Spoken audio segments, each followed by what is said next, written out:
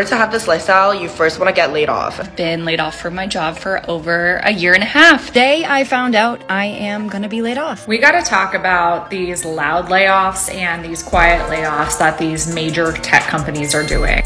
What's up, Cyberhawks? So in today's video, we're gonna be going over some more tech layoffs. Like, it's gonna be like a part 2 to this. And if you guys don't already know, if you're not from this channel, Cyberhawks, we have talked about my journey within cybersecurity, my journey in tech, and also different ways to help out other people to get jobs also in tech. I'm following, some of the guidelines that I've kind of just followed throughout the years, but also new ones that we found from other people. And yeah, like the market right now still hasn't really changed, unfortunately, with the whole, not just tech, but like in jobs in general right now. It just seems like it's harder and harder for people to get jobs. People are still out here grinding.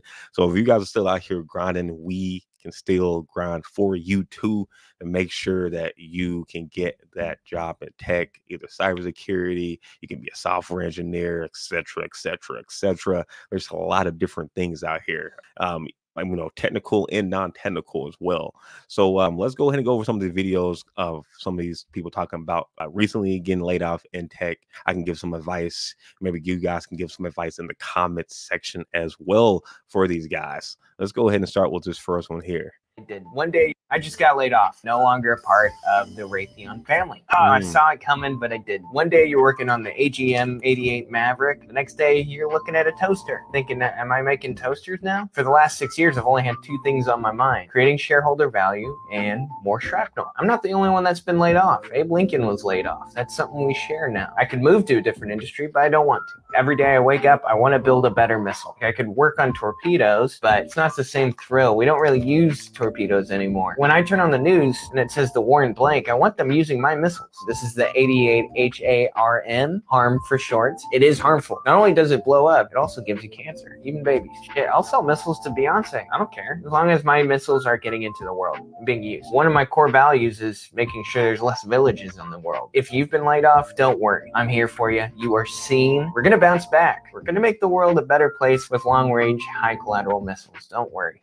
Okay, so that one was a more comedic one. Like he wasn't, sad or I guess too upset, or maybe he was upset when he first got laid off at Raytheon, and now he's just making this to be funny. I like the video a lot. It's so funny because my wife was talking about Raytheon too for me, and that's a job I should apply for. So that's so funny that he's getting laid out from there. So maybe that's a sign that I should avoid them, at least right now. Now, also too, on this, trying to find the correct, I guess, industry to get into, in tech. I think that can also make or break you right now. Raytheon, I am kind of surprised at this moment in time, because it seemed like every other day, it seemed like it's World War III is trending online. So you would think that, they would be hiring even more at Raytheon now versus, laying people off. I know the government jobs, I heard those are actually pretty good right now, or I guess anytime really, if you're trying to get a job in tech. So that's another, industry that you can kind of look in towards, more towards the government side of things.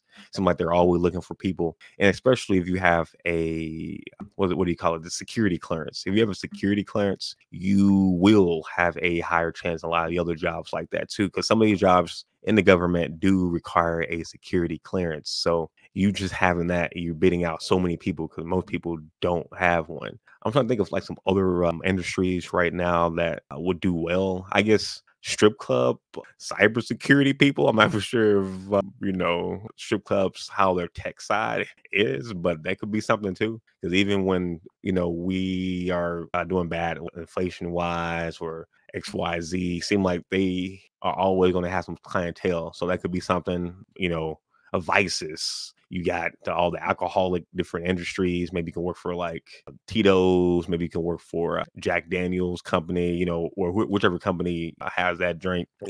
That's another way you can think about it too. Like right now, if you've seen a lot of you've seen a lot of people getting laid off, like at Amazon, for example, or Google, for example. You can avoid some of those jobs. Maybe try to look at some of the other industries that you may not even think about. You can look at stuff that you drink or eat right now, and hey, maybe they may need somebody in tech, and maybe they may have job openings. So, this is another way you can look at trying to look for a job right now and trying to find something that is not affected by, I guess, politics or inflation or, different things of that nature. So let's go ahead and play this next one here. This person's asking, I'm just curious, if you get laid off from big tech, where are you finding opportunities? All right, so you want to know the truth? In general, there are 3 different scenarios that typically happen during these types of big tech layoffs. So when you see companies like Google, Amazon, Microsoft, and other big tech giants laying off their employees, it's actually fairly predictable as to what is going to happen next. First scenario is that you will find people that got laid off from big tech who are traveling, vacationing, doing whatever they want for 6 months to an entire year because of these crazy long severance packages that big tech companies have given out in the past. So for example, Google in one of the most recent layoffs gave 16-week severance packages plus 2 additional weeks for every single year you had worked at Google. So for example, if you had worked at Google for 4 years, you're getting a full 6 months of a severance package. And I actually had a buddy who did that, and they traveled for 3 whole months. Scenario number 2 for big tech employees that have gotten laid off is actually starting their own startup. A lot of big tech workers are people with software engineering backgrounds or some other type of technical background, and they've always thought about, what if I start my own startup? What is the possibility out there? They're always too afraid to quit their job in order to do their startup dreams, but after getting laid off, it's like, why not try it now? This is also why during these massive layoffs, you also see a lot of innovation happening because of these startups. And then scenario number 3 is that all of these big tech workers move into medium or smaller level tech companies that don't pay as well. So people have to take pay cuts, and then the lower performing people at those medium or smaller level companies end up getting cut, and then they have to go find new jobs. So this one's a pretty vicious cycle. Okay. Yeah, I think that's I think it's a good. Yeah. I think that's probably like the 3 most prominent. You got a lot of people talking about, we have all this money now, or you get this money from the severance package after getting laid off, so you can just have fun and travel and turn up. For a while, we have went over videos like that before. We've also went over videos for people who are struggling. I guess this is more along of number 3. People are struggling and they had to find jobs at other places. I guess you could put that on the 3rd one, even though it isn't just like you're working for a big tech company and then you can go right to a smaller company. Some of these people do have a lot of different experience at some of these big companies or big tech companies, and they still have to wait a while before they are able to get a job too. But yeah, I think that's pretty common too. We've been seeing and reacting to. So I agree with that one. And then he said the second one was like them starting their own companies and whatnot. I don't think that one is as prominent at all. But yeah, that is possible. We've seen that. Not that much on here. Like I've seen that more along the lines of like me really doing research, maybe me seeing interviews with people, but like through social media, especially nowadays, that's not really like the common thing. Like all these people working at Google get laid off or Amazon get laid off all of a sudden, like, okay, let me just go ahead and start this company. Yeah, and that's what, less than 10%, less than 5% really on that. But I think the majority are either a or number 1. You're getting that severance package and you're able to relax a little bit, maybe start like a new venture, a new side quest that they call it now. And 3, where, hey, you may not be able to get that high paying or as high paying job that you currently have. Maybe you may have to downgrade just a little bit or maybe even a lot, so you can go ahead and get that second job. So I think he did a good job on that. Can't even complain right there. Let's go ahead and play this one right here. Unfortunately, last Wednesday, I was laid off, and I'm going to walk you through some of the steps that I've taken since then. So I had up until that Friday, I got laid off on a Wednesday to use the rest of my health insurance. So this month I was attending as many doctor's appointments as I could within that short time period, and also using up my FSA because that was going to expire on that Friday. Once I did that, I also reached out to former coworkers, just letting them know, hey, I've been laid off. If you happen to come across anything, like, please let me know. Then I filed for unemployment, making sure that I got it in the week that I was laid off. And lastly, I started to just look on LinkedIn and bookmark a ton of jobs I was interested in that had been posted in the past week, so I could eventually come back to them and start applying for a new job. I'm going to be sharing a bit about my layoff journey and now my new job hunting experience since then. So click below. Okay, and I think this is actually pretty normal. That's so funny that this came right after the last one we've seen. So her stuff getting laid off, made doctor's appointments and used up. Okay, that's smart. Nothing wrong with that. Two informed old coworkers. Yeah, I guess you can do that. Yeah, especially like if you're like really good friends. I'm pretty sure that they'll know, like they'll notice that you're gone. They won't see you on Teams, Slack, or anything anymore. File for unemployment. Okay, that's smart. Yeah, that's smart too. So I'm assuming she probably didn't get a severance package. Maybe she did. I don't know. Okay, file for unemployment. Okay. And then 4. This is the one I kind of had a slight issue with, or not like an issue with, I slightly disagree with. So she bookmarked her jobs that she was interested in on LinkedIn within the past week. So then she can come back. So she may come back to this like a week or 2 later. So these jobs are probably gonna already be old, and she probably will have a lower chance of getting those jobs. By the time she gets back to it, those jobs probably going to have 1,000+ applicants by that point. So for that, I would probably, you can bookmark those and like maybe that first day that you get laid off, but then like that second day, you can go ahead and start applying to those jobs because I mean, the job market right now, again, is crazy. It's all about timing a lot of the different times too. If you're relying on getting a job just through applying to jobs. So if you're, like as soon as a job like literally hits, especially on LinkedIn, within that first hour, you might get 100 people. But by that end of the day, or I'm not gonna say that by the end of the day, by like 6 hours, 4 hours later, you're probably gonna have like 1,000+ people already applying to that job. So if you're applying weeks later, yeah, you're gonna be way at the end. And they're probably already gonna be looking at jobs. I mean, looking at interviewing people already, probably gonna already have it closed down at this point. So yeah, you can like bookmark it like for like that day, but I would try, if you're gonna be looking at the jobs, I would apply right then and there. And again, like she just got laid off, so it's not like she's going to automatically apply to one of these jobs and they're going to hit her back up and she's going to have the job immediately. You do have your interview process as well. So that can be a month, that can be 2-3 weeks. So she'll still have time, I guess, to kind of chillax for a little bit, but it won't be too big of a gap where, she may run out of unemployment or, things of that nature. But other than that, I think she did a good job there. A 5th one I would say is if you have like a fun hobby that you like doing, I guess depending on how much it costs, maybe you might want to try that hobby out. Maybe just a little bit more, throughout that time that you got laid off. You maybe can, start your side quest or whatnot just a little bit. But yeah, I think those are great. I think that those are actually pretty good. Let me know in the comments. Do you like, if you got laid off before, that's something similar that you've done? I think that's pretty good right there. So let me break it down for you. In order to have this lifestyle, you first want to get laid off. I'm serious. Okay, obviously a lot of people have been asking about this. So let me break it down for you. In order to have this lifestyle, you first want to get laid off. I'm serious. You can't get fired. You have to get laid off. And specifically in New York. I think it's a New York state law that you have to be notified 3 months before you actually get laid off. I had 1 month of severance with 3 months of additional notice. That was basically 4 months of severance. Currently, I'm on my last month of severance. So in all of my unemployed vlogs, I was still getting paid the exact same amount of money as if I had a full-time job. Additionally, I got my unused vacation time paid out. Also, I have multiple sources of income, one being TikTok. Obviously, I don't get a lot from TikTok, but it does buy me a meal or 2 every week. Also, a lot of restaurants and services in New York do provide me with free services or food. I think some people might know, but I do some freelancing projects here and there. Currently, I'm also working with the University of Pittsburgh for illustrations. So I'm getting some extra cash from that. Obviously, I do have savings. That's how I'm able to pay rent and live in New York City. But I have not touched my savings at all, actually, for my everyday living expenses. I hope that answers some of your questions, but let me know if you have any additional questions.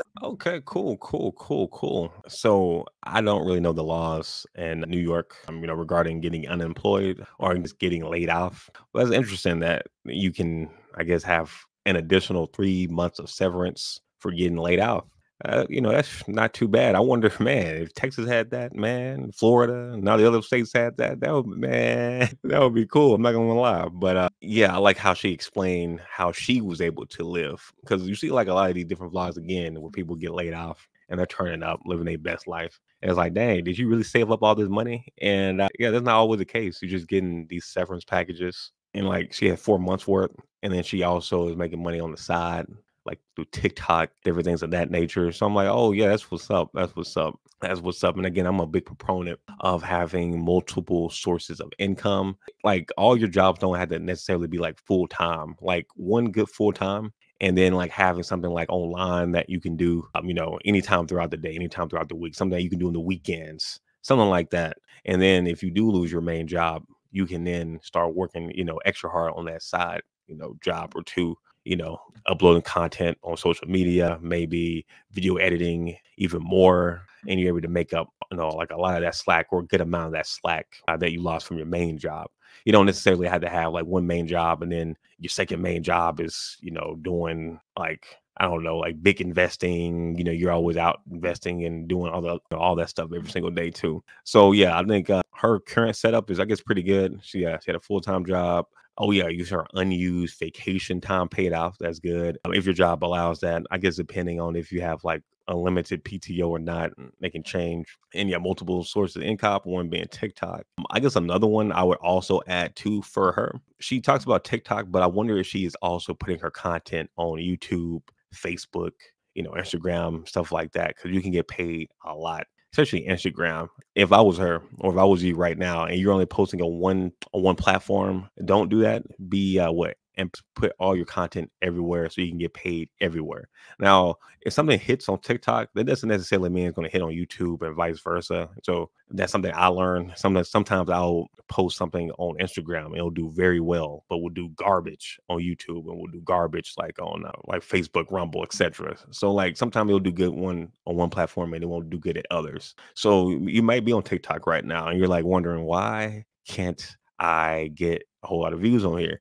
Whereas if you would have posted that same content somewhere else, you probably could have gotten a lot of different views. So, that's something that you can also do. So you're having multiple sources of income just from doing one thing, which is always great. If you can do one thing and then put that to other platforms and get paid, money on all those different platforms, that's a win. And two, this is for people who aren't like aware of YouTube Shorts, like I guess updates on that. On YouTube Shorts right now, they've increased the amount of time that you can have for a short. I believe it was 60 seconds at first. Only 60-second videos would be shorts. Now they allow up to 3 minutes. So now if you have longer content from TikTok that may be a minute, a minute and a half, 2 minutes, 2 minutes and 30 seconds, you can now post that for YouTube Shorts and get paid through YouTube that way too. So again, YouTube has just allowed a lot more of your content, if you're on TikTok or other platforms, to be monetizable. So, just a heads up if you guys didn't know this, if you made it this far and you didn't know this, YouTube has changed that. So you can also make some extra money if you have more, longer form content on TikTok. And lastly, let's go ahead and play this one here. I'm definitely intrigued to see what he's going to talk about. Just got fired from my tech job. Couldn't be happier. I can't work somewhere where there's zero transparency into how the decisions are being made. I want to work somewhere where the management treats people with respect. I want to work somewhere where I can see how the data-driven decisions were being made. I want to work somewhere that has a more modern technology stack. I don't want to get stonewalled when I ask questions about certain things to understand the tech stack.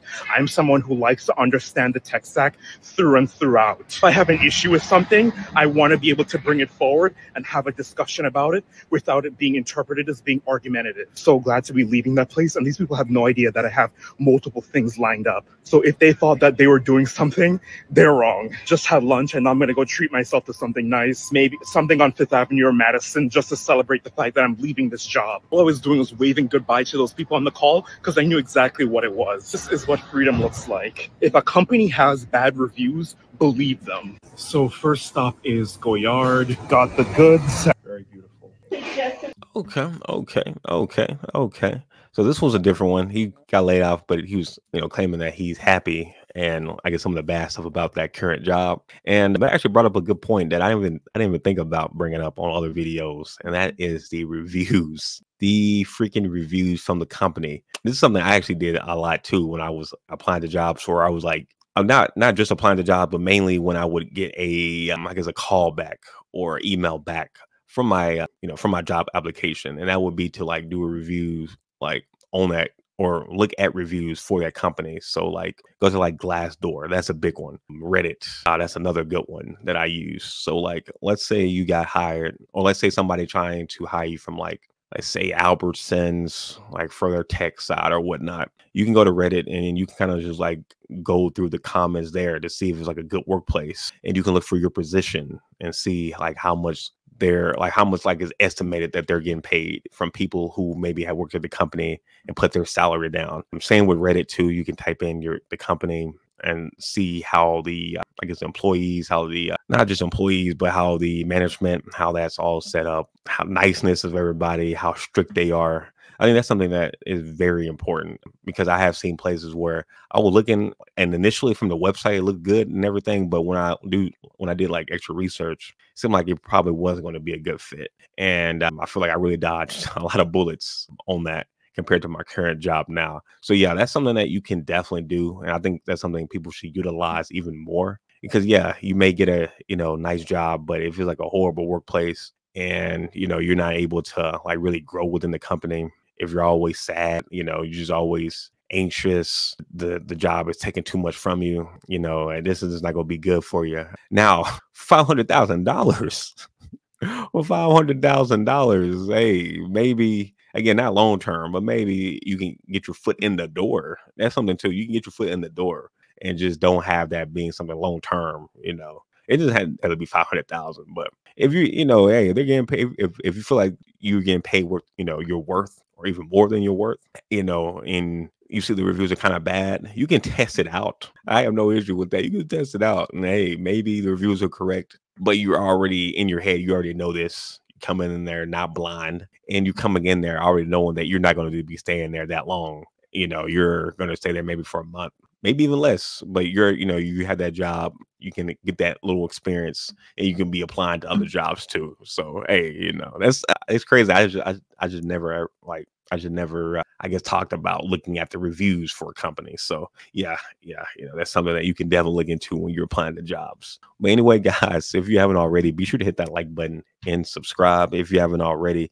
and definitely let me know and let everybody else know in the comments your thoughts on these videos and like my advice too on looking at the reviews. Do you guys like do that too, or is it just me? It can't just be me. You got to be other people too. You got to be other people. But yeah, I'm glad he's able to treat himself, still have fun, still turn up, and I'm hoping the best for his second job. I'll see you guys in the next one. Peace.